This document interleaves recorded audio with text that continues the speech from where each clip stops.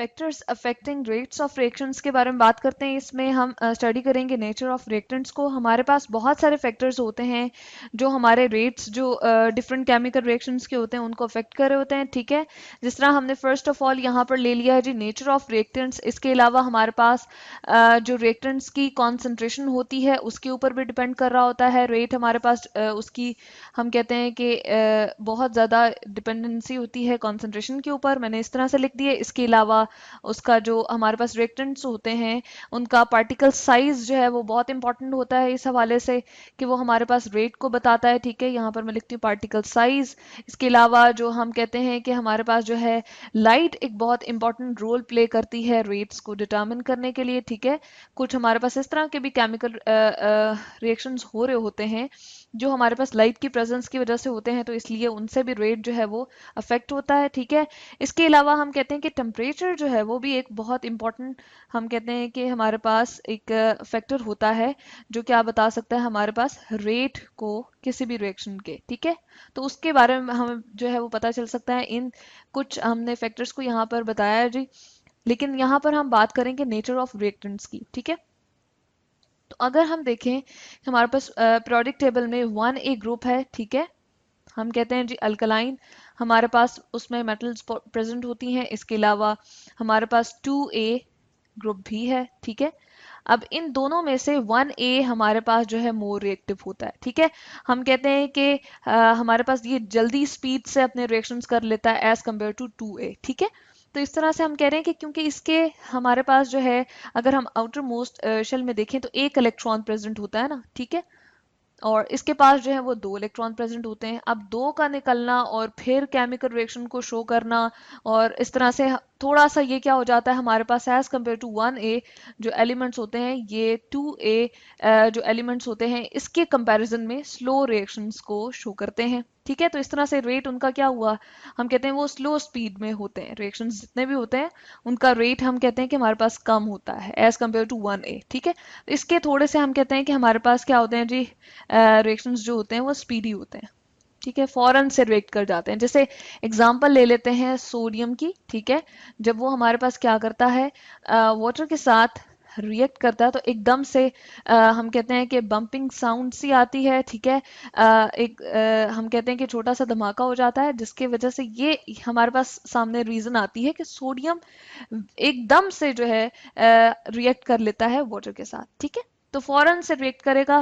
तो यही शो हो रहा है कि हमारे पास 1A ग्रुप के जो एलिमेंट्स होते हैं वो अपने रिएक्शंस फौरन से शो करते हैं, ठीक है। तो इस तरह से हम देख रहे हैं कि केमिकल रिएक्टिविटी जो है वो कंट्रोल हो रही है जो उनकी आउटर मोस्ट कॉन्फ़िगरेशन है उसकी वजह से भी। अब अगर यही रिएक्शन हम क्या करें इसको देख लेते हैं। हमारे पास 2 सोडियम के हमने जो है यहाँ पर मोल्स लिए हैं, उसके बाद 2 मोल्स ऑफ वाटर के साथ उसको रिएक्ट करवाया तो 2NaOH हमारे पास क्रिएट हो गया और वाटर बन गया, ठीक है। अब मैग्नीशियम को अगर हम रिएक्ट करवाते हैं वाटर के साथ तो हमारे पास क्या होता है जी, हमारे पास एकदम से रिएक्शन नहीं होता बल्कि क्या करना पड़ता है वाटर को बॉयल करना पड़ता है। तो हमें यहाँ पर टेम्परेचर देना पड़ा, यानी कि हमें एक और यहाँ पर नीड आ गई टेम्परेचर की, तब जाके ये रिएक्शन होगा और क्या बनेगा हमारे पास मैग्नीशियम हाइड्रोक्साइड। यहाँ पर हमारे पास क्या बन जाएगा जी, सॉरी, हमारे पास मैग्नीशियम जब स्टीम के साथ रिएक्ट करेगा तो मैग्नीशियम ऑक्साइड बना के देगा, ठीक है। तो यहाँ पर हम देख रहे हैं कि इसके जो हमारे पास रिएक्टिविटी है वो हमारे पास थोड़ी कम है क्योंकि हमें टेम्परेचर देना पड़ रहा है इसके लिए, जबकि यहाँ पर हमारे पास जो है कोल्ड वाटर के साथ भी इजीली ये सोडियम रिएक्ट कर जाता है। यहाँ पर हम इसको बैलेंस करते चले, हमारे पास H2 भी यहाँ पर जो है वो रिलीज होगी, ठीक है। इसके बाद हम देखते हैं कि हमारे पास अगर इस तरह से हो मौजूद के जो हमारे पास यूजली आयनिक कंपाउंड्स होते हैं जिस तरह NaCl है, ठीक है। यहाँ पर हमने शो किया इसमें 2 आइंस प्रेजेंट होते हैं। इसके अलावा अगर हमारे पास सिल्वर नाइट्रेट भी हो इसमें भी हमारे पास क्या है जी, पॉजिटिव और नेगेटिव आइंस प्रेजेंट है। सिल्वर पॉजिटिव है, नाइट्रेट नेगेटिव है, यहाँ पर सोडियम पॉजिटिव और क्लोराइड नेगेटिव, ठीक है। तो इसमें क्या होता है आइंस ने सिंपली एक जगह से दूसरी जगह जाना होता है, ठीक है। तो इन तरह के रिएक्शंस को हम क्या कहते हैं, डबल डिस्प्लेसमेंट रिएक्शंस। ठीक है, यहाँ पर क्या हो रहा है, सोडियम डिस्प्लेस करके इस जगह पे आ रहा है और ये जो हमारे पास सिल्वर है ये डिस्प्लेस होके इस क्लोराइड के साथ आ रहा है, सिल्वर क्लोराइड बन गया और साथ में सोडियम नाइट्रेट बन गया। ठीक है, तो इस तरह के जो डबल डिस्प्लेसमेंट रिएक्शन होते हैं जिसमें सिर्फ और सिर्फ हमारे पास आयंस ने अपनी जगह को तब्दील करना होता है, उनके भी हमारे पास रेट्स जो होते हैं वो हमारा हम कह सकते हैं कि हमारे पास तेज होते हैं एज कंपेयर टू उन रिएक्शंस के जिसमें हमारे पास कोवलेंट बॉन्ड्स की रीअरेंजमेंट होना जरूरी होती है। ठीक है, जिसमें कोवलेंट बॉन्ड इन्वॉल्व हो जाते हैं, उनके कंपैरेटिवली रेट्स स्लो होते हैं। तो इस तरह से हम कह सकते हैं कि जो आयनिक रिएक्शंस हैं वो क्या होते हैं, मोर स्पीडी होते हैं। आयनिक रिएक्शंस